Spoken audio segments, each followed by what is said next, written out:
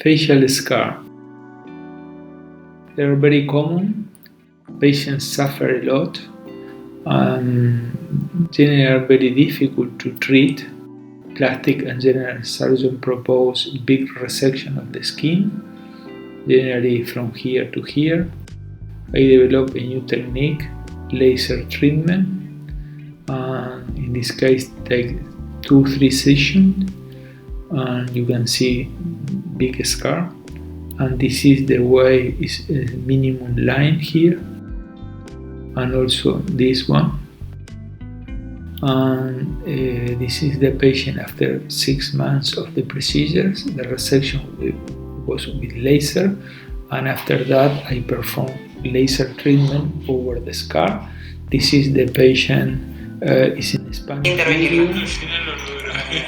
Lo logró solamente el doctor Hoogstra. Bueno, ¿qué te dijeron en Barcelona? En Barcelona me dijeron a una clínica muy conocida, no quiero decir el nombre, que era imposible, que no se podía hacer absolutamente nada. Me lo hicieron acá en Buenos Aires, Ricardo Hoogstra.